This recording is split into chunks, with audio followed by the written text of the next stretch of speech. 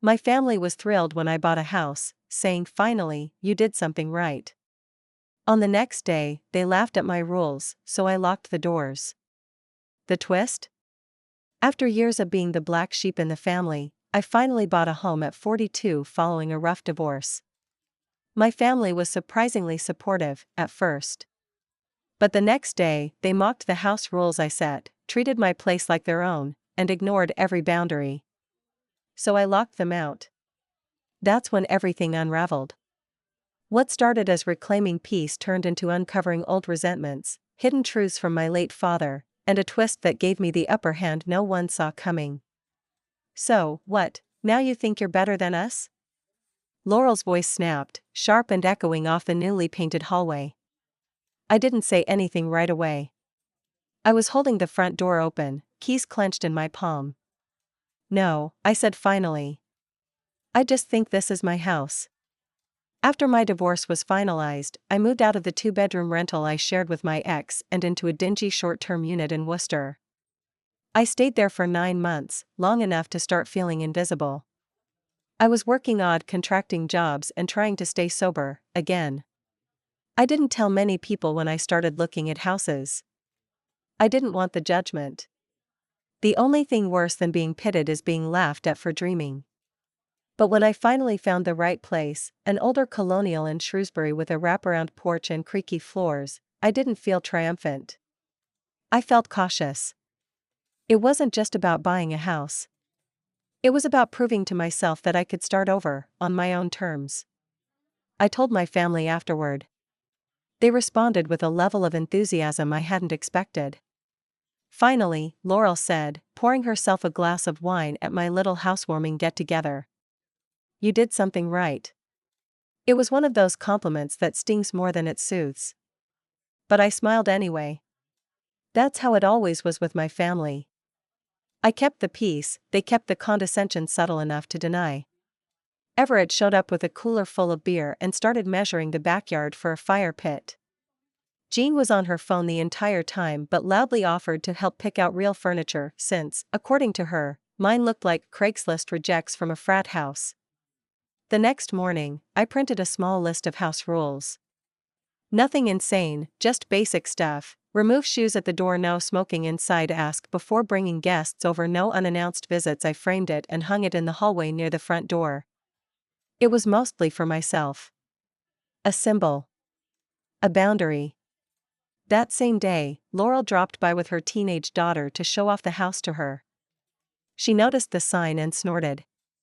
"This is cute. Who are you renting to, a group of monks?" Everett came later that evening and immediately kicked off his boots onto the new rug. When I reminded him of the rule, he raised an eyebrow. "Seriously?" Jean stopped by uninvited, as usual, with a cigarette already lit. I reminded her about the smoking rule and she waved me off. "You always take things too seriously, Cole. It's not like we're strangers." That's the thing.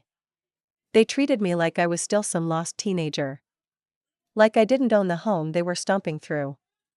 Like I was lucky they were even visiting. I tried to be polite about it. I really did. But it kept happening. Day after day.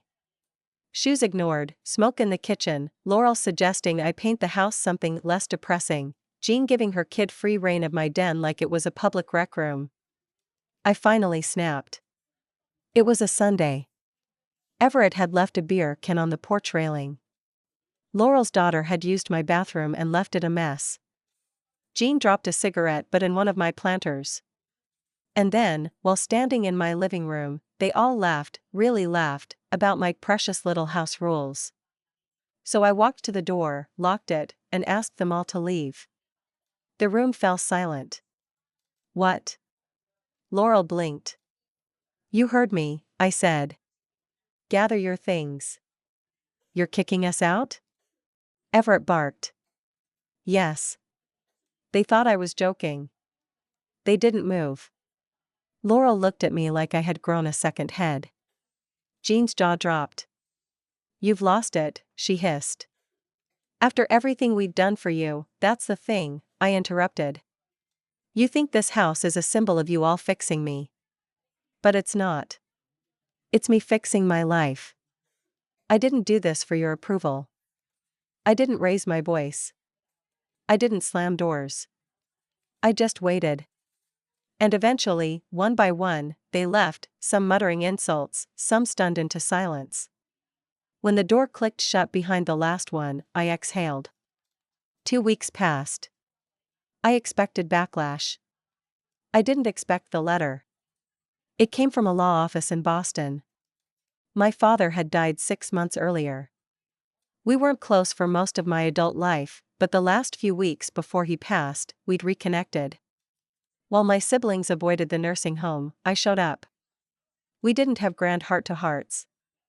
Just sat and watched game shows or listened to baseball on the radio. He told me once, life gets quieter, the older you get. Listen to what stays loud in your heart. Now, apparently, I was the beneficiary of 3 properties he had quietly purchased years before, 2 cabins in Vermont and a lake house in New Hampshire. I wasn't just getting a house. I was getting everything. The letter included a short note in his handwriting. You get to live the way you want now. Don't trade peace for acceptance. I stared at that paper for what felt like hours. They had always told me I was the one who couldn't do anything right. But here I was.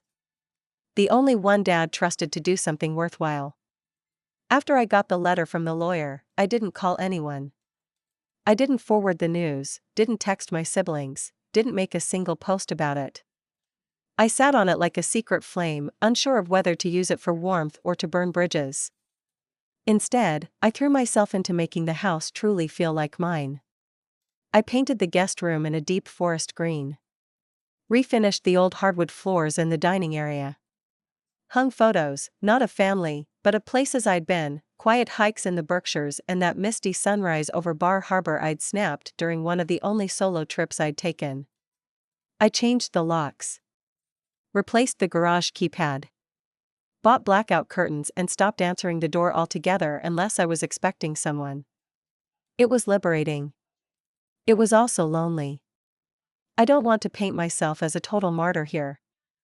There were nights I stood at the window and almost opened the front door just to hear footsteps on the porch again. As messed up as it sounds, my family was familiar. They filled up space, even if it was with judgment and passive aggression. But then I'd remember what it felt like when Jean put her cigarette out in my planter. Or when Everett called my rug cheap and told me I should have let him pick it out. Or the way Laurel, smiling, said, "It's cute that you're trying to act like a real adult now." Those weren't just offhand comments. They were reminders of where I stood in their mental hierarchy, always below, always someone they needed to monitor, manage, or pity. 3 weeks passed before the first one tried to break the silence. Laurel showed up with a half-empty bottle of Riesling and a box of pastries from that bakery on Main Street she knew I liked. She knocked, waited, then knocked again, louder this time. I watched her from the upstairs window. Eventually, she gave up. She left the wine and pastries at the door and drove off. I didn't open the door until it was fully dark and the street was empty. I took the pastries, left the wine. 2 days later, Everett called. I let it go to voicemail. His message was brief. "You wanna talk, I'm around. You made your point, okay?" The message irked me. Not because he was reaching out, but because it felt like a negotiation. Like I had stormed out of a meeting instead of reclaiming my personal space. As if I had overreacted by asking them not to treat me like an extension of their preferences. I didn't call him back. Then Jean emailed me. A long-winded message, clearly drafted over several glasses of wine. She wrote about how families fight, how maybe I was being too sensitive, but that she missed the old Cole, the one who was fun and not so serious. That phrase, "not so serious," stuck in my head like a song lyric. It was what they always said when I asked them to treat me with basic respect. When I wanted space. When I wanted to be heard. The thing was, I wasn't the same Cole anymore. I didn't want to be. And I was about to be even further from the Cole they knew. Because after the letter from the lawyer, I'd started researching those properties. One was a lake cabin in the northeast kingdom of Vermont, tucked between shadowy woods and open sky. Another, a former hunting lodge in the White Mountains, needed some work. The third was a modest cottage near Squam Lake, New Hampshire, picturesque, clean, with an attached garage and wraparound porch. All of them were in decent condition. All of them had been left solely to me. I drove to each one that month, notebook in hand. I took measurements, met with local contractors, walked the perimeters. It was the kind of work I used to do before the divorce drained every ounce of ambition I had. I was figuring things out, sober, alone, and shockingly okay. The silence from my family grew longer, colder. Occasionally, Laurel would send a link to some family event, a birthday dinner, a baby shower, but I never responded. It wasn't out of spite.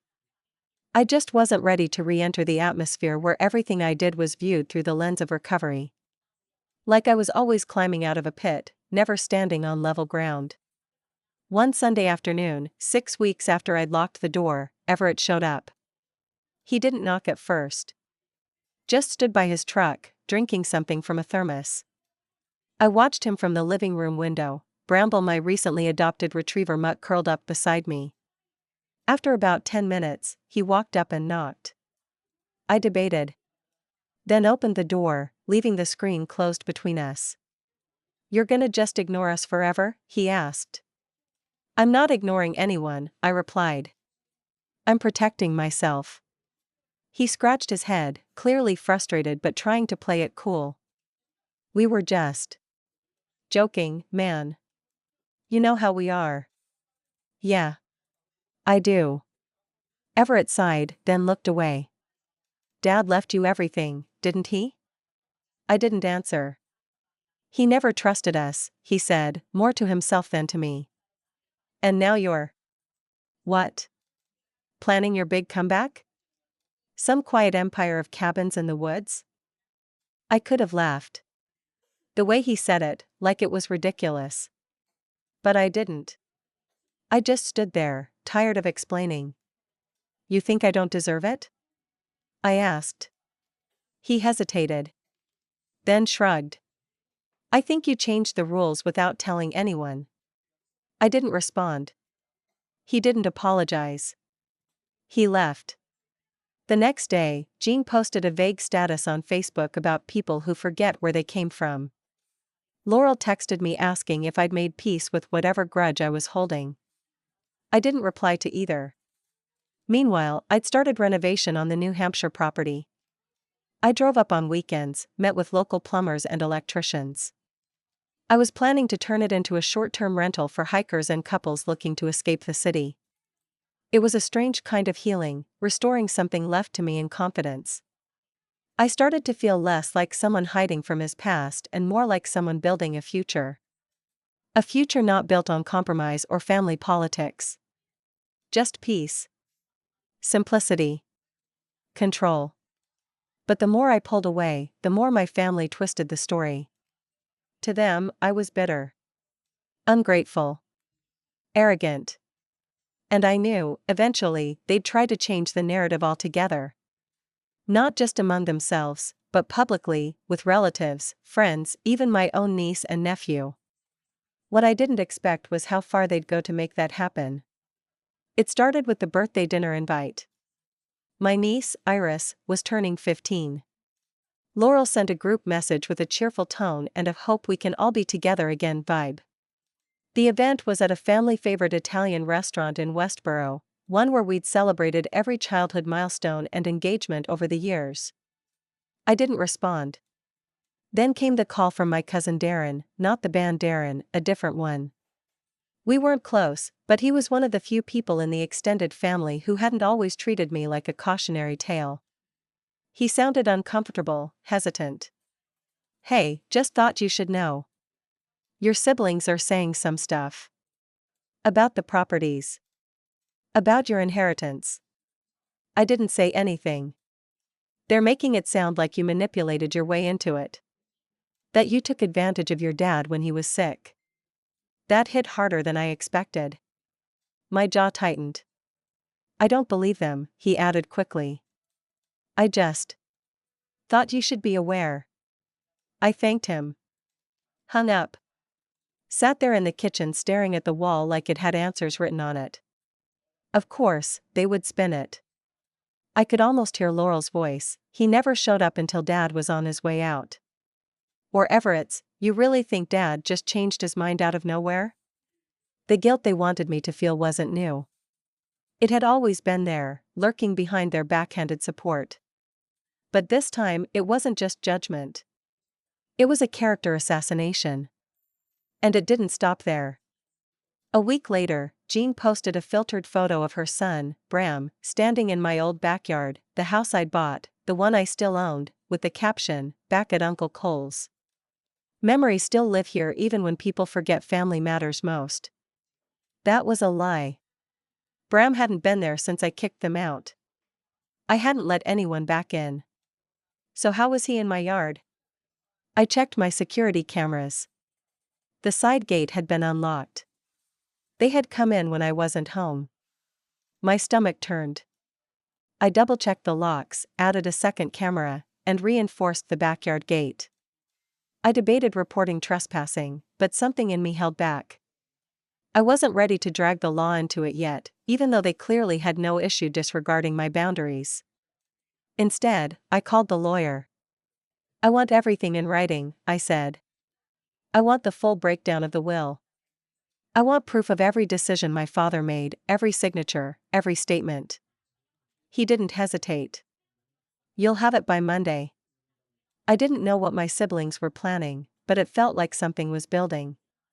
I'd seen this pattern before, when our uncle died without a clear will. They had no shame weaponizing gossip and pressure to get what they wanted. I knew how it started. First came the rumors. Then came the visit.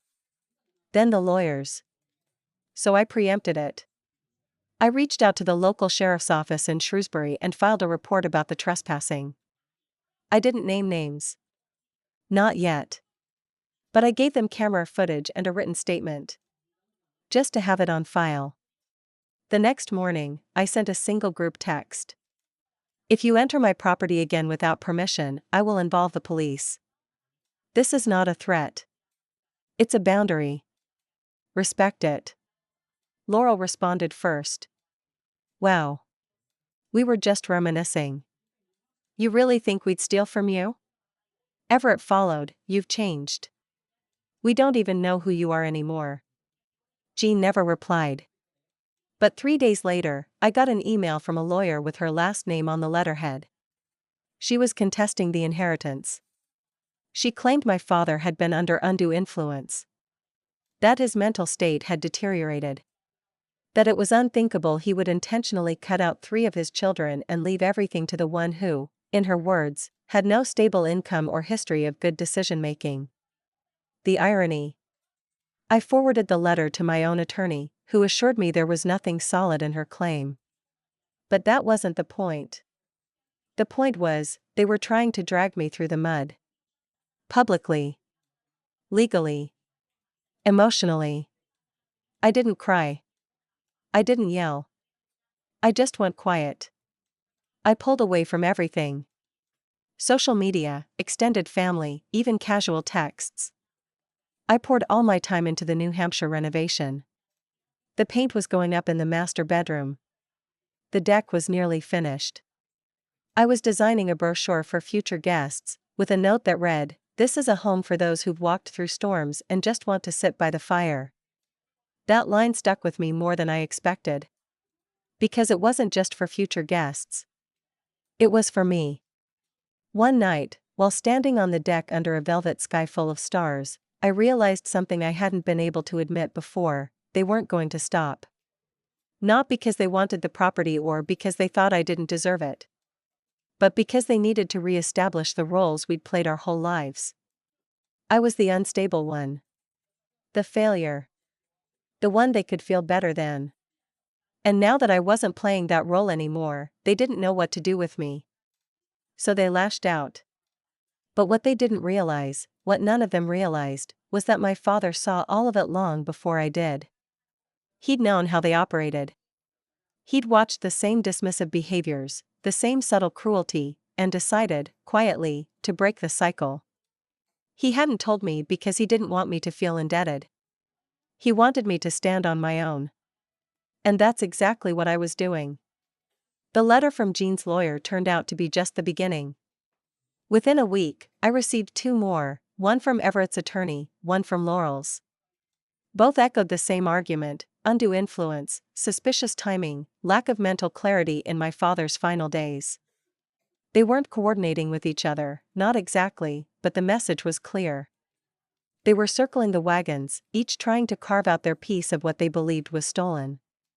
It was absurd. My lawyer, a quiet and sharp woman named Karina, handled each response with calm precision. "They don't have a case," she told me bluntly over the phone. "Your father's mental competence was documented. The paperwork is in perfect order. What they're doing is attempting to wear you down. Emotionally. Financially." She paused, then added, "They're banking on the fact that you'll give in before they do. They didn't know me anymore. Let them come." I doubled down on my work. I spent most weeks at the cottage in New Hampshire, returning to Shrewsbury only to collect mail and tend to Bramble. That dog became my compass. She'd nudge me out of bed when I was tempted to stay in. She'd curl up beside me on nights when I felt the weight of my siblings' pettiness pressing down. I stopped checking social media altogether. My name had started popping up in subtle jabs on family posts. Laurel shared old photos from when we were kids, captioned with things like "Remember when family stuck together?" Jean made cryptic posts about karma coming for those who take advantage of the dying. Everett didn't say much online, but I heard from a mutual friend that he was telling people I'd manipulated Dad's will behind closed doors. The court filings didn't scare me. The manipulation did. They were slowly, quietly turning the narrative until I was no longer the black sheep. I was the villain. Even extended relatives, people I hadn't seen in years, began reaching out in careful, measured tones. "Hey, just checking in. Wanted to see how you're doing with everything." I knew what they meant. They were fishing. Waiting to hear the real story. The one my siblings had planted like weeds in every conversation. So I didn't give them anything. Instead, I wrote my father's lawyer a letter. A formal one. I requested all the records, dates, witness statements, documents, even the assessments his doctors had done in his final months. I wanted a paper trail so airtight they couldn't poke a hole in it if they tried using a drill. The response I got was even more than I expected. There were notes from their final meetings. My father had met with the lawyer privately 3 times in the months before he passed.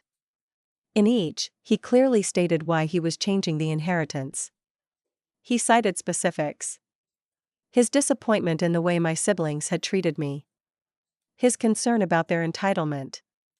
His respect for the quiet way I'd begun rebuilding my life. And at the end of the final note, dated 3 weeks before he died, he had written something that stopped me cold. "Cole has known loss. He has known failure. But he has never asked to be rescued. He shows up. That's what matters. The others will not understand. But one day, maybe they'll learn that loud isn't the same as right." I read it twice. Then I sat back in my chair and cried for the first time since all this started. Because for years, I thought he hadn't seen me. Hadn't understood the weight I carried while everyone else in the family judged me from a distance. But he had.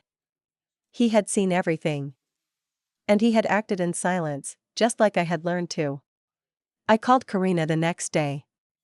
We filed a formal response to each contest, attaching the notes. She told me the notes weren't necessary for the case, my position was already strong, but they made our argument bulletproof. Then I went one step further.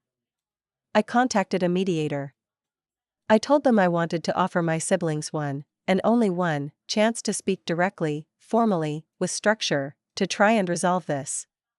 Not because I was afraid of court, but because I wanted them to look me in the eye while I told them that I wasn't the same Cole they remembered.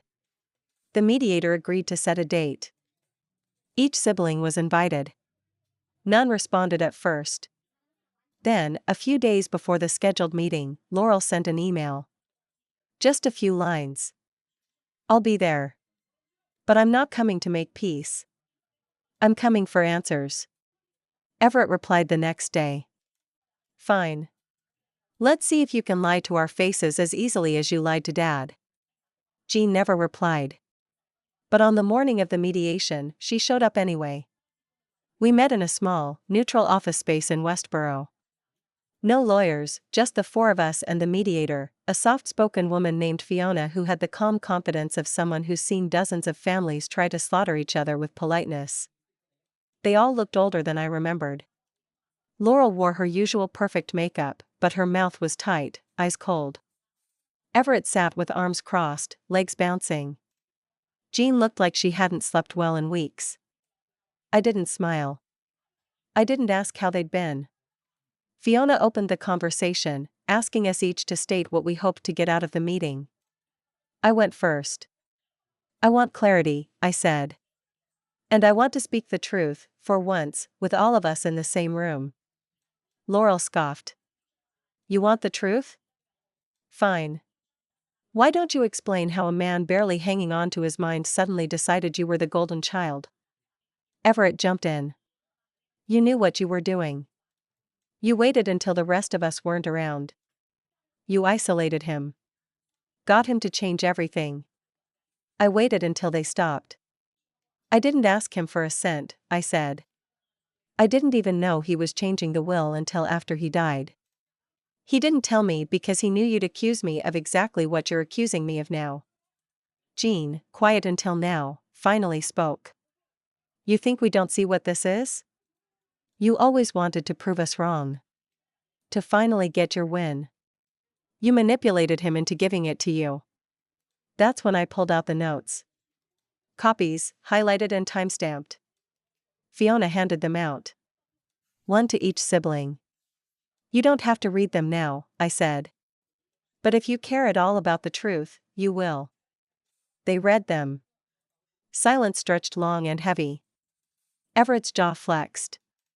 Laurel blinked hard. Jean's face was drained of color. This was private, Jean said finally. These are his personal thoughts. They were written for his lawyer. He wanted them on the record. But he didn't want us to see them, Laurel shot back. That's not fair. It's not fair, I said. It's real. You've spent your whole lives deciding what I deserve based on the version of me you prefer to remember. But he saw me for who I became. And maybe that makes you uncomfortable, but it doesn't make it untrue. The mediator asked if they wanted to respond. None of them spoke. The session ended 20 minutes later. I walked out first, heart pounding. Not because I feared what would come next, but because I knew, finally, that I had said everything I needed to say. What I didn't expect was what would happen a week later. A letter from Jean. Handwritten. Short. It read, I don't agree with how this happened. I'm still angry.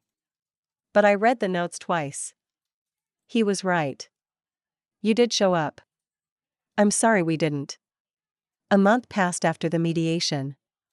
I didn't hear from Laurel or Everett, and honestly, I didn't expect to. Their pride was too baked into their bones to allow any kind of admission. Jean's letter sat in a drawer in my study, one of the few things I kept as a reminder that people can change, if only a little. The legal contest slowly fizzled out. Their lawyers, once so confident in challenging the will, stopped replying to Karina's responses. The paperwork was ironclad. My father had made sure of that. In the end, their accusations weren't just hollow, they were embarrassing. Still, I knew them well enough to understand that while the legal battle was over, the personal one would simmer quietly. They'd lick their wounds and revise the story until they could believe it. They'd tell themselves that Dad had been manipulated, or confused, or that I must have done something unethical. That kind of narrative gave them peace. And I wasn't interested in taking that peace from them, because I had my own. But I wasn't done. Not yet. See, it wasn't enough that I had the properties or the will. They had tried to break me down for years. Made me feel small, foolish, broken. I didn't want to hurt them, But I did want them to see what I had become. So I started making plans. Quietly. I fully restored the New Hampshire lake house and listed it as a high-end vacation rental. It booked out faster than I expected. I used the profits to renovate the Vermont cabin into a luxury writer's retreat. There was something poetic about turning solitude into something valuable. But the real plan, the real satisfaction, came with the third property. The old hunting lodge near Mount Monadnock was tucked into the trees and forgotten by time. It had charm, potential, and just enough space for something bigger. I partnered with a local nonprofit that ran weekend programs for veterans recovering from trauma and substance torment. I told them they could use the lodge, free of charge. I'd handle the renovations, utilities, and maintenance. They just had to run their programs and bring people in. I didn't do it for recognition. I did it because I knew it would drive my siblings crazy. And it did. Word spread. A small article in the Concord Monitor ran a feature on the new retreat. My name was in it. Briefly, local resident Cole Whitman converted inherited family land into a free space for veteran wellness and recovery. The comments were overwhelmingly positive. Donations began pouring into the nonprofit. Volunteers signed up. A couple of old family friends reached out to me with warmth and congratulations. Then, the real moment of quiet, gleaming satisfaction arrived. Laurel showed up at my door. She didn't knock with anger. No smirk, no attitude. Just stood there holding a plastic container of lemon bars, like we were still in some version of the past where things hadn't cracked open. I saw the article, she said, voice flat. You really know how to make us look bad. I opened the screen door, stepped onto the porch. I didn't do it for you, I said. Or for attention. I did it because I believe in it. She set the lemon bars down on the porch railing. People keep asking me why Dad left everything to you. Now I have to tell them he was proud of you. You could just tell them the truth, I said. She winced. You don't know how hard it is to be the one everyone expects to succeed. I looked her dead in the eyes. No, Laurel. I know exactly how hard it is to be the one no one expects anything from. We stood in silence for a moment. Then she asked the question I knew had been eating at her. Are you ever going to forgive us? I thought about that for a long second. Not for drama. For honesty. I don't think I need to, I said. I've moved on. I'm not angry anymore. I'm just done playing the role you all wrote for me. She nodded, slowly. I don't know if we'll ever get it back. What we had. What we had wasn't real, I said. But this? This is. She didn't reply. Just turned and walked to her car. She never asked to come in. Never tried to push past the door again. The lemon bar stayed untouched. In the months that followed, Everett called once.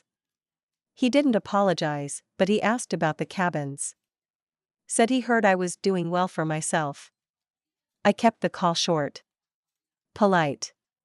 He never asked to see the properties. Never offered help. That was fine. Jean sent a second letter. Longer. More honest. She told me she'd been to the lodge for a tour and was floored by what I'd built. She apologized again, this time with detail. I wrote back. Not with forgiveness, but with gratitude. For the letter. For growth. I didn't host another family dinner. I didn't invite them over for holidays. But I started answering calls again. Replied to texts. Set my boundaries like fences, firm but not barbed. And in that quiet, I found something I never thought I would: victory without cruelty. Revenge without blood. Peace without permission. They mocked me, walked all over my boundaries, and tried to steal the future my father gave me.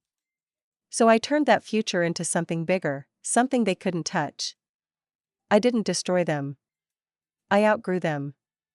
And the best revenge? Letting them watch me thrive while their stories about who I used to be crumble right in front of them.